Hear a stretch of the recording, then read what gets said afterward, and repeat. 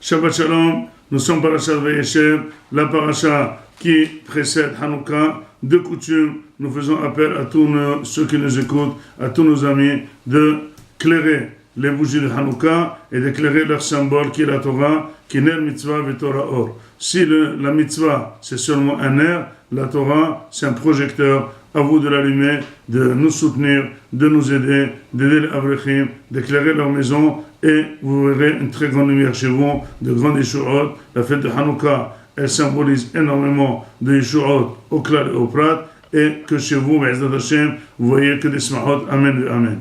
Nous sommes Parashat Vayeshev, la paracha qui, Yaakov Avinu, après 34 ans de remue-ménage, il se retrouve devant une catastrophe extraordinaire, à voir son fils Yosef aimé disparaître.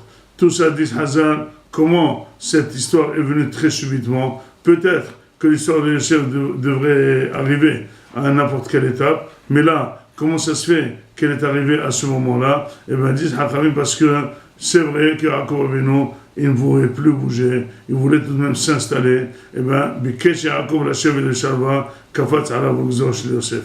Puisqu'il voulait s'installer et être calme, le malheur est arrivé. Ou Hakamim, ils ont vu la liaison de cause à effet. C'est marqué dans le pasuk Vayeshev, Yaakov, Be'eretz. Vayeshev, c'est-à-dire il s'est installé. Be'eretz Megure, Megure c'est de la chambre guerre. Ça veut dire, les parents, Megure a vu leurs parents, ils n'étaient pas installés, ils habitaient de manière précaire. Quelque part, lui, il voulait s'y installer. Ça veut dire, il ne voulait pas vivre la même vie qu'Abraham, la même vie que Yitzhak. C'est vrai qu'il est âgé, mais il a dit, je ne vais plus bouger, maintenant je vais m'installer à étudier à la yeshiva, je vais m'installer tranquillement pour oublier tous les malheurs de la vanne, etc., etc. Et non, Akadosh Baruch Hu lui refuse ce cadeau. Non seulement il lui refuse, il lui amène un très grand déséquilibre, la mort ou la disparition de son fils Yosef. Cette étape va durer 20 ans ou 22 ans. Disent Hakamim, c'est la même étape que lui n'a pas fait le kibbutz avaim, c'est la contre-valeur et la contrepartie.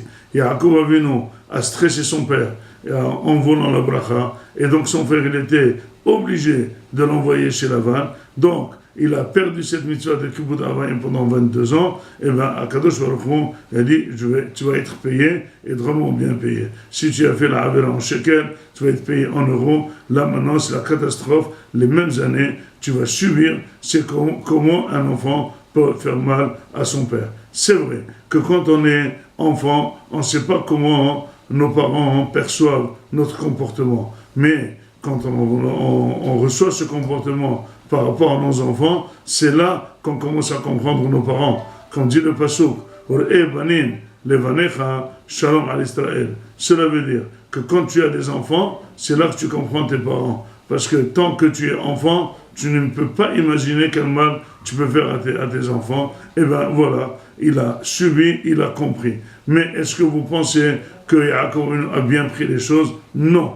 Quand il se présente devant Paro, il se présente à l'âge de 130 ans, il lui dit, tu as l'air très vieux monsieur, tu as l'air, on dirait que tu as 250 ans, qu'est-ce qui se passe? Quel âge tu as? Il lui a dit, ma vie, elle était tout à fait perturbée, parce que moi j'ai pas bien vécu, j'étais toujours précaire.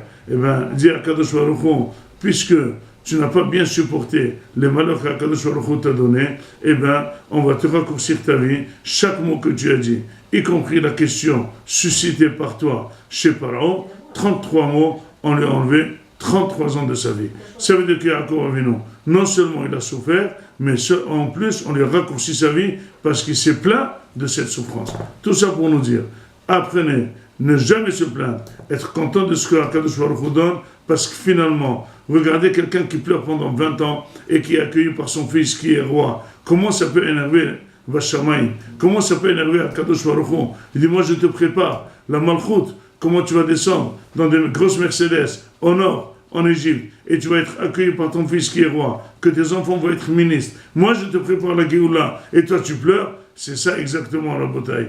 Tous les malheurs que peut amener Akadosh Baruch Hu, c'est à notre vue, à la fin, tout peut être traduit très positivement. À nous d'avoir la patience. Si au moment où il fait sombre, nous attendons des miracles, les miracles ils sont. Mais si au moment où il fait sombre, on pleure, les miracles ils seront. Mais là, on va regretter d'avoir pleuré. C'est ça la force que les Yehudis, dans la nuit, ils les ma'amin, on attrape les lots, et alors, le matin, les Hagid, Babokar, Hazdecha, c'est ça exactement le Nes de Hanouka, à nous d'être Hazak dans les moments durs pour Israël, pour le Klal et pour le Prat, dans les moments durs que la personne passe, et regarder le passé. Toutes les choses qui avaient l'air très difficiles se sont bien terminées. Ça sera exactement dans le futur.